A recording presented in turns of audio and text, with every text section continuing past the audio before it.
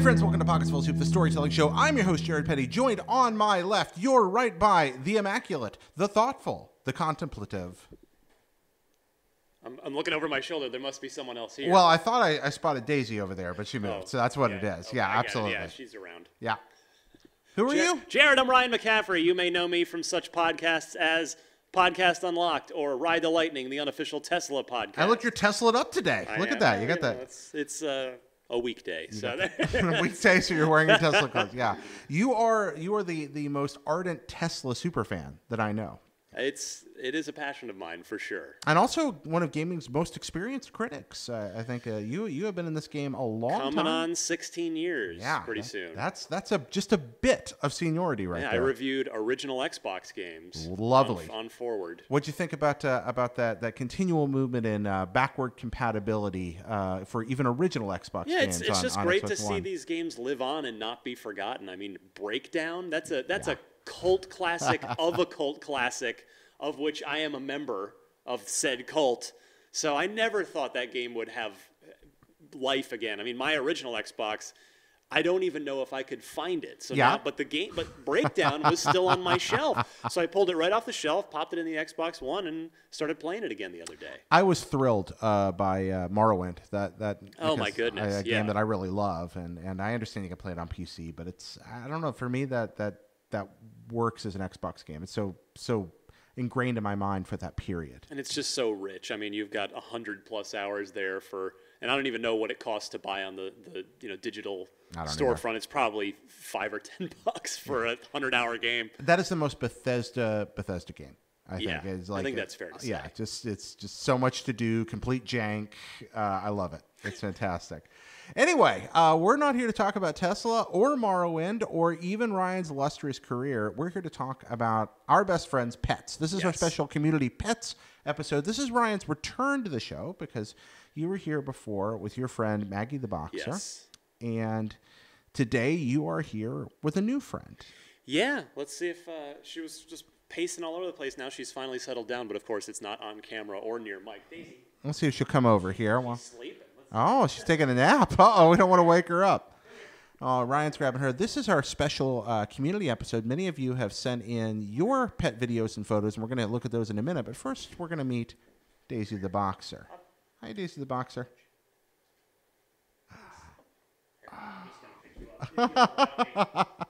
Daisy's decided that this is the unpredictability of having multiple guests on at once. I mean, Ryan, you're here you're literally the handler. The real star is in your arms right now. We're here to interview Daisy. So this is Daisy the Boxer. How old's Daisy, Ryan? Daisy just turned 9 months. Oh, my gosh. Daisy, you are the best. It's my first time meeting Daisy. It's very exciting.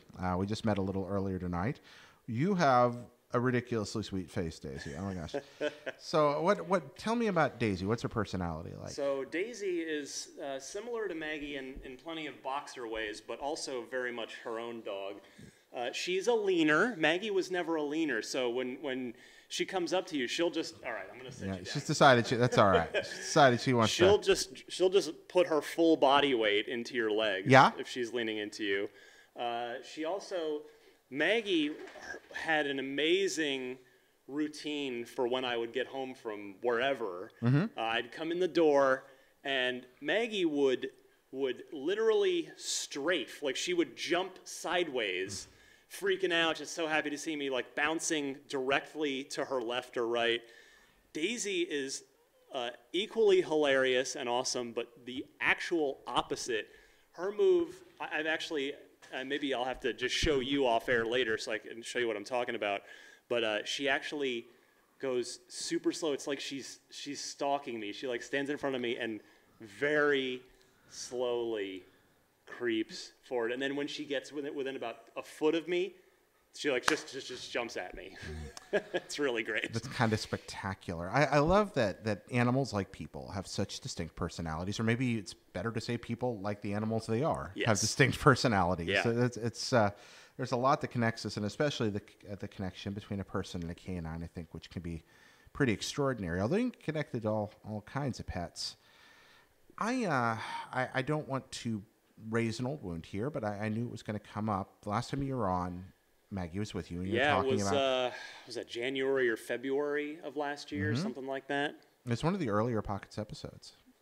Yeah, she was. That was what unfortunately would prove to be the beginning of Maggie's real decline at that point. Maggie had DM, which is degenerative myelopathy. It's effective. Best way to put it for everyone, because it's the way that really crystallized it for me from the vet, is it's effectively dog Lou Gehrig's disease. Okay.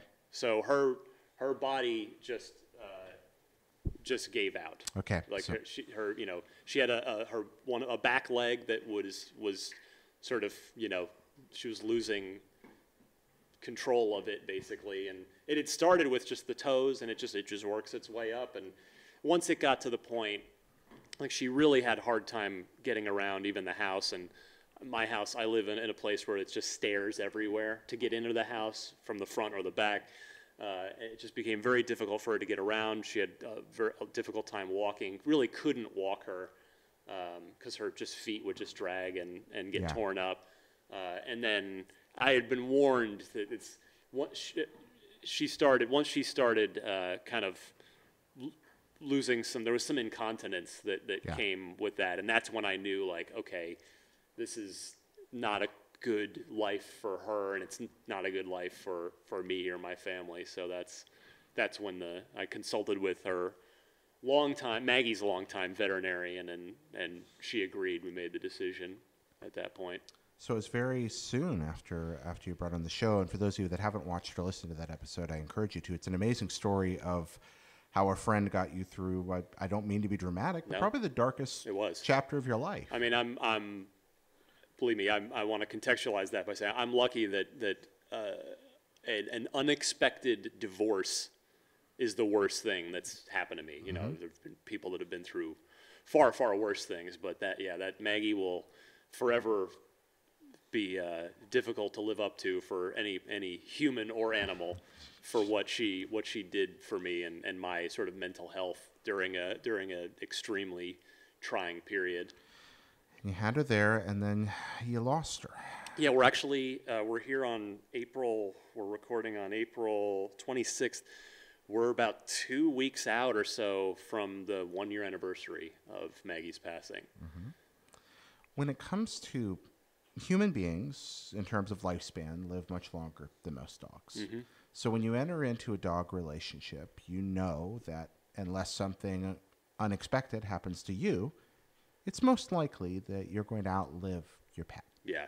It was put to me once that dogs, they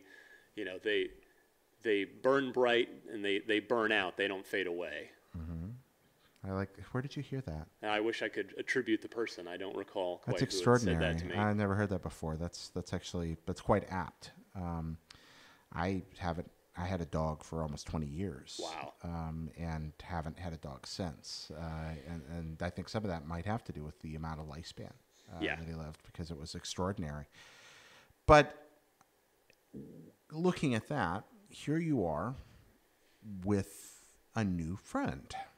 Yeah. A friend that you're just beginning to build a relationship with. You've been right. with Daisy for how long now? Well, she came to us at 8 weeks, so it is now. It's like it's so 7 of her 9 months have come with us. I don't want to pry, and I don't want to be rude, so you don't have to answer if you don't want. But what was it like going from your loss to saying, I'm going to begin a new friendship here that, again, most likely will end with me outliving my friend? Yeah. Yeah, I mean, for me, Maggie's loss hit me extremely hard. I had a couple of other things going on in my life at that time as well that formed this absolute just cyclone of anxiety and badness. But Maggie was I realized kind of in hindsight through a psychiatrist. I ended up going to see a therapist, as I had after my divorce. It really, her decline. I was stressed out. I was feeling this anxiety, really unconsciously, before her passing. It was just seeing her struggle to get around and not be herself, and coming home and just seeing, it was weighing on me.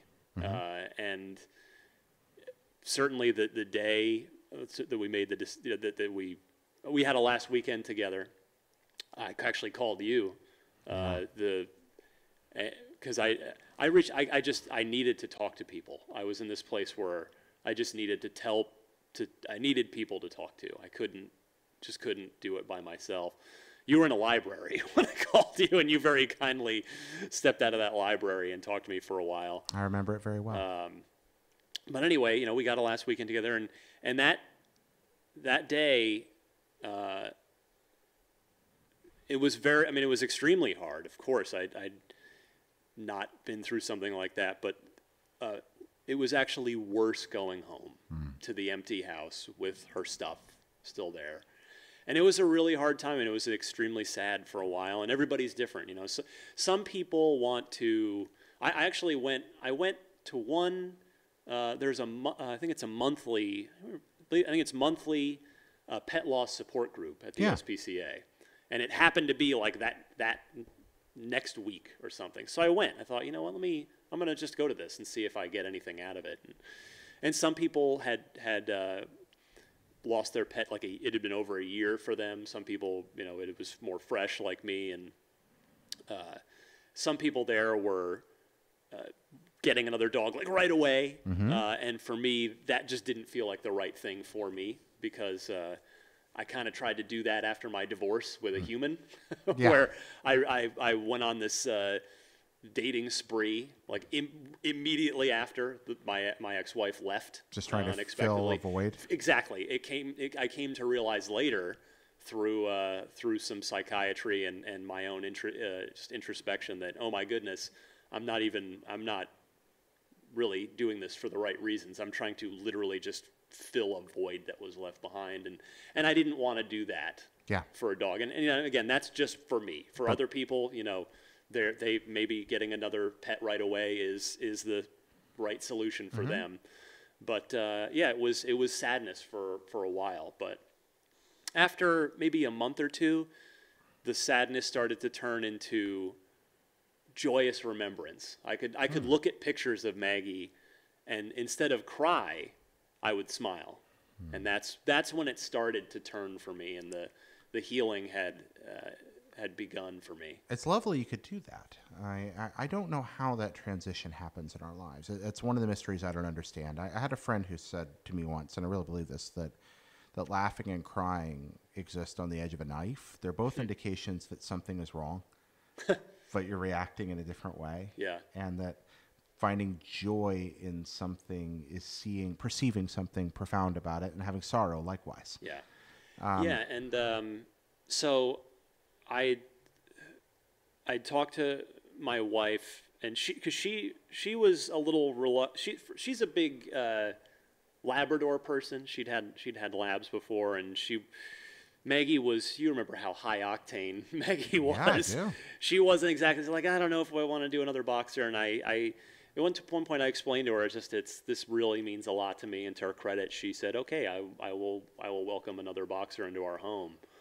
And from there, I started a bit of a search, and a few things didn't pan out until finally I found a pup that her picture. I have to say, I looked at her picture, and she did remind me of Maggie a lot. And and I know some people might be like, well, psychologically, it sounds like you're just doing exactly what you said you didn't want to do, which is replace the thing that was gone.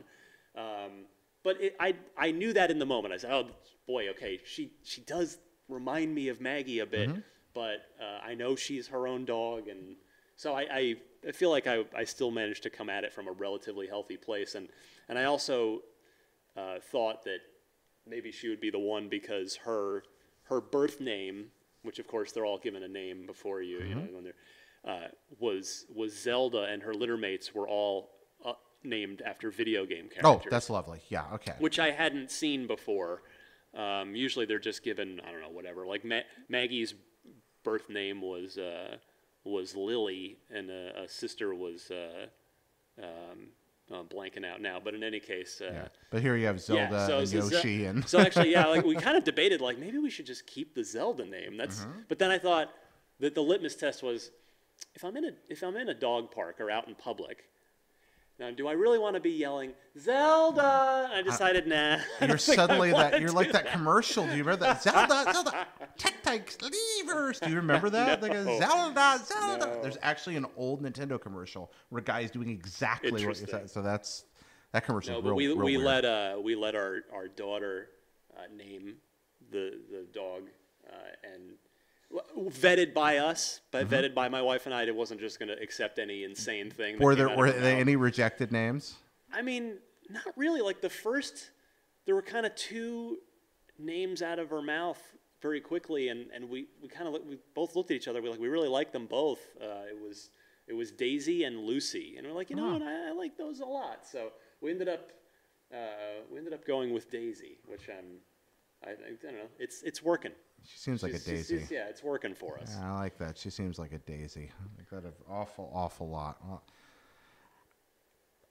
What's the friendship like? It's new. You know, we're still learning about each other. You know, I know.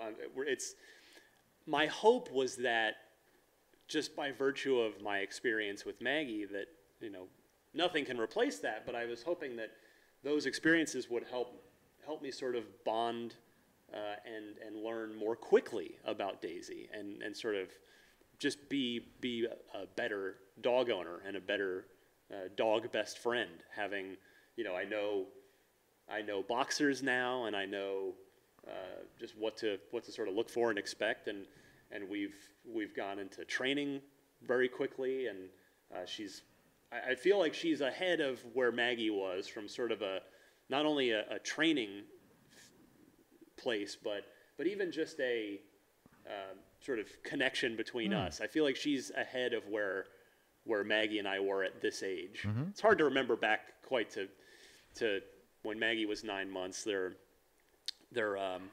was pre-smartphone, actually, or pre-iPhone. My first smartphone was the original iPhone, 2007, and Maggie was 2006. So I don't have any videos of Maggie at this age. I have some pictures, but no videos. Yeah. But yeah, like she, I know what she likes and doesn't like, and the things, we're still getting there. But I mean, it's been fun to bond. Lovely. I like that a lot, and maybe some of it's that you've changed too. I mean, of course. You're a vastly different person than you were then. Yeah, and, I mean, I had to be. Has she taught you anything about those differences? I'm just curious. I don't know. That's hard to say. Yeah, I don't know. I don't know quite how to answer that. I guess I'm just trying to make sure I spend as much time with her as I can. Even though she's only 9 months old, but Does she come to work with you much? It's more, I would bring her to work more. It's sort of two things. But they're very kind to tolerate that here at IGN, but, excuse me. We've got, Marty's allergic, but he doesn't mind. He doesn't actually mind her around. It's more just being respectful of my coworkers in the sense of, if she's around, like, I don't want to make the day about me and like, oh, you have to, you know what I mean? It's just being respectful of the work and the workspace. And I'm going to be honest with you. I like you a lot, but everybody likes your dogs more than you, to be fair. And that's great, and they should. But then the other reason too, which is a very real reason, is, I mean, especially at 9 months, she does demand a lot of my attention, and I do have a full day's work. You're kind of a busy guy every day, so yeah, I can't. I do have to be pick and choose days on the calendar when it's okay to bring her in. I do remember the joy that was in the office any day that it was a Maggie day or a Peppers day. You had one or the other of the dogs in. We did learn.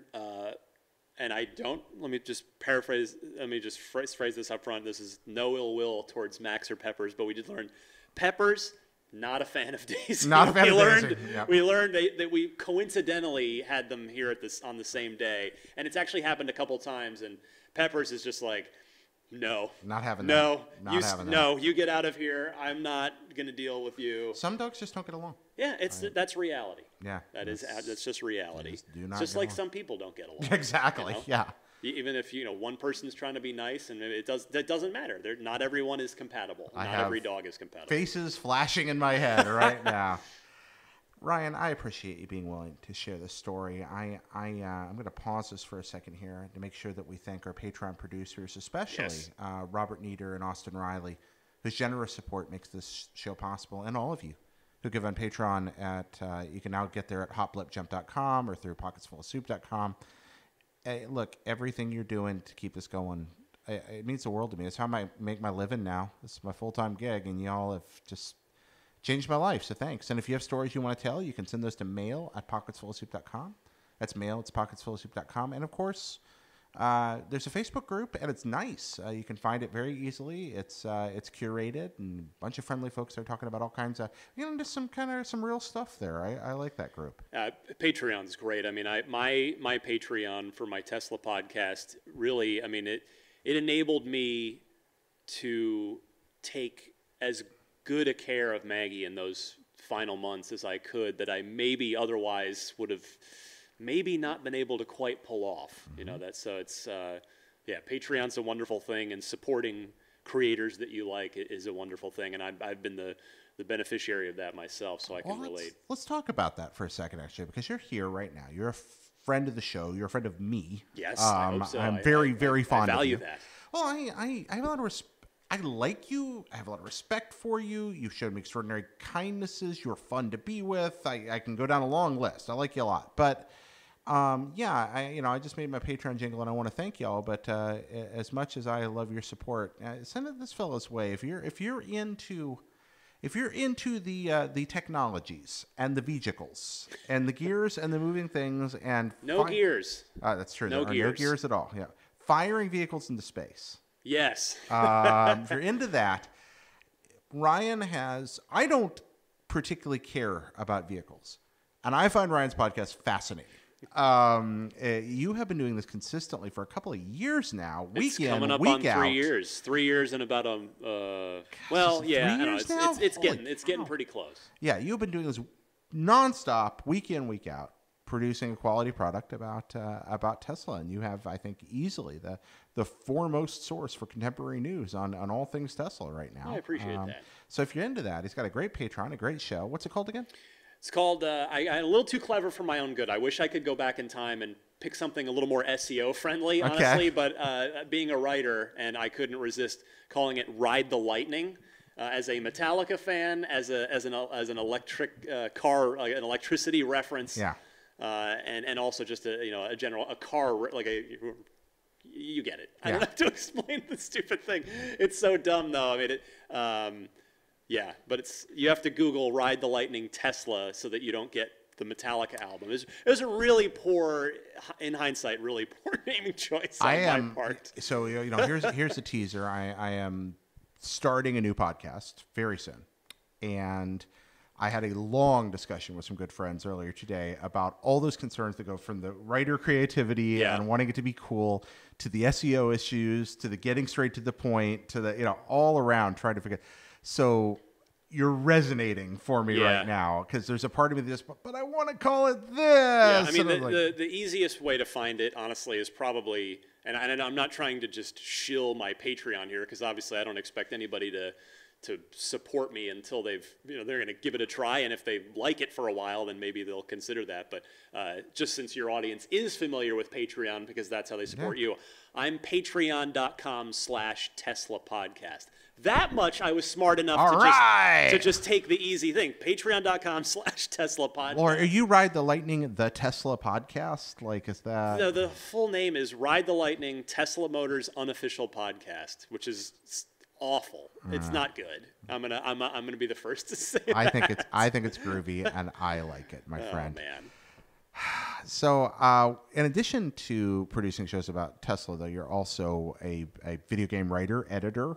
You have a new title. now, right? Slightly tweaked. Yeah. It's executive editor of Platforms. I now lead what is effectively a strike team within the larger IGN editorial team, where I'm tasked with we have a dedicated Xbox editor. It's not me. It's Brandon Tyrell. He's a wonderful guy. He knows Xbox very well. Big live. You can ask him anything about Xbox Live Arcade. That's like his jam specifically. We've got a PC editor, Tom Marks. We've got a Nintendo editor, Philip Mewson, and we're going to be hiring a PlayStation-specific editor. And their jobs, they're going to cover everything. We always ask that of all of our team here. There's too many games to dedicate someone solely to one thing. But their job is to really be keyed in on those communities and those platforms, and really be making sure that IGN is serving up the best and most comprehensive Xbox coverage and PlayStation coverage and PC coverage and Nintendo coverage. Going back to that platform. Neat. I like that. Well, and you're heading that up now. I am. So, no better person to do it. Congratulations. I appreciate that. I'm happy to hear that.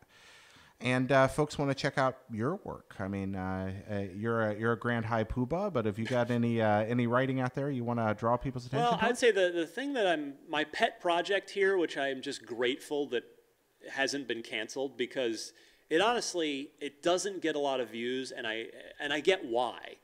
It's a once a month show and they're hour to hour and a half long videos. Like I get that is not a recipe for success. Is to do something once a month and make it that long. But it's a show called IGN Unfiltered. I'd say the thesis for the show is that I personally often find the stories behind the games as interesting, or in some cases more interesting than the games themselves. Okay. And it's because of PR cycles and media marketing campaigns. We often video games are still nowhere near film or television insofar as getting to know the people behind the creations. I mean, it's about teams, and a lot of the publishers it's our Ubisoft Montreal team, or it's the Bungie team, and that's all well and good. But we are seeing more and more. I mean, it's always been this way, but it's still this way. There are these auteurs, these visionary creators. I mean, look no further. God of War, the current masterpiece, beloved across gaming, and deservedly so. While a large, wonderful, talented team made that, it is the directorial vision of Cory Barlog that really drove that. And so the idea of Unfiltered is I want to sit down with those people, and it's a walk through their careers, because there's so many fascinating stories that even if you're not even trying, you might find something that informs something from childhood or early in their career that informs something they're doing now. Has Cory been on yet? He has not been on. I would be delighted to have him on at some point. Is this an appeal to Cory? If he hears it, sure. I think Cory checks the show out every now and then. So that'd be great. All right, Cory, get on here. I'll just give you a couple of recent examples. In January, my guest was Genova Chen, the creator of Journey from that game company. They have a new game, Sky, coming up for iOS devices, actually.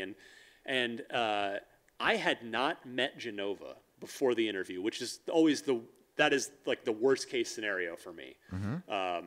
But he was unbelievably inspiring to listen to and to speak to, and his background growing up in China and his gaming career there, and coming to America to study game design at USC, and what an incredible story. And last fall I had the Moldenhauer brothers on to talk about the origins of Cuphead and how they quit their day jobs to go all in on this video game. And they're fascinating stories for me, and I hope, and generally the people that do check it out love it. Yeah. It's just tough to get people to check it out. I watch it. Thank you. I appreciate that. So I love it, and it's like I said, it's a pet project of mine, and I've given this like 10-minute plug. It's totally worth it. No, IGN Unfiltered, watch it. It's on podcast services as well. Or listen. Yeah. But if you can click on it in video form, that would be great. Even if Just put it in your pocket with the video running. We don't make a dime from podcasts at IGN. So well, interviews, keep the lights on. Interviews are your bread and butter. Yeah, that's what I mean. You're good at a lot of things, but you're a great interviewer. It's the thing I enjoy the most in this job. It really is. And what's interesting is when I started my career as a 22-year-old assistant editor at OXM, I had no experience really with interviews, and I was terrified of doing it. I was terrified of having to interview someone and make compelling content out of that. And somehow over time, it's become. I appreciate you saying it's my strength. It's definitely a passion for sure. Oh, you're really good at it. You're good at lots of things, but you're especially good at interviews and podcasts. You're great at both those things. So this is where those two things meet. So I'll take it. Friends, we're going to go now and take a look at your submissions. And I want to thank everyone who brought their stories. So we're going to bring Daisy to wave goodbye here. If she's up for it. She's like, I'm taking a nap. I got stuff to do here. And, hey, if you're a Patreon listener, either right now or pretty soon, you're also going to be able to listen to a special episode of Pockets Full of Quarters where we're going to talk about, a game that Ryan's thankful for. So if you love the video games or you just like talking with Ryan, we're going to do that in a minute here, too. You say goodbye, Daisy? She, like Maggie, she's pretty quiet most of the time. I noticed that. Yeah, I saw her bark today. What a surprise! Yeah, she got a little riled up with a little mini basketball they were playing with her in the office here. But yeah, she is awesome. This dog has done wonders for my mental health, Jared. I have to say, I just love having her around. It's good to have friends. Yeah. Hi, I'm Eva, and this is Doc, one of 3 cats. The other 2 being Hudson and Ari, and I should be doing homework. But Doc has decided, well, are you going to let me do homework, buddy? I may get to do homework. Oh, thank you for your tail butt. But I love each and every one of my cats very much, and now that I am free, I guess I should finish that homework I was talking about earlier. Here's my 30-second video, and this is my son, Onyx. I'm thankful for him because no matter what happens, I'm having a tough day at work or I just need some loving, my son's here. Now my wife, she's here somewhere too. She don't like being on camera. But Onyx, this is my center of attention boy right here. He's the king. Onyx Yodoroshi. Look at him, Onyx. Whoa! Hi, my name is Kendon. I'm thankful for my dog, Buddy. He's a Dachshund Chihuahua mix that was given to me back in September of 2017. And a couple months after that, I had to go through some major surgery, and having him greatly helped me through the recovery process of that, and some tough times that followed after that. All around, he's a really awesome dog. He's really energetic, loves to sit in your lap all the time. It's hilarious to watch him play with his toys and everything like that. Love him to death. He's just an awesome little dude. Hi, I'm Chris, and I have covered myself in cat treats so that I can introduce you to Tonks, Tormund, and Cersei. They showed up as strays on our front door a couple years ago, and we took them in. Somehow I convinced my wife to do so. They love to scratch the bed and scream for food, but we still love them a lot, and they make us happy.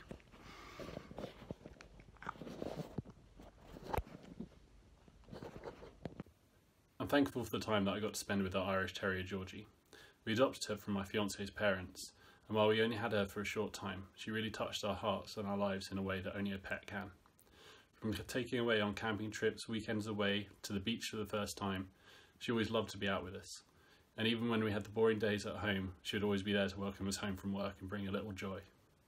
Sadly, earlier this year, we had to say our final goodbyes. She was 13 years old, but still a puppy. I wouldn't change a thing, and cherish every moment and memory I had with her.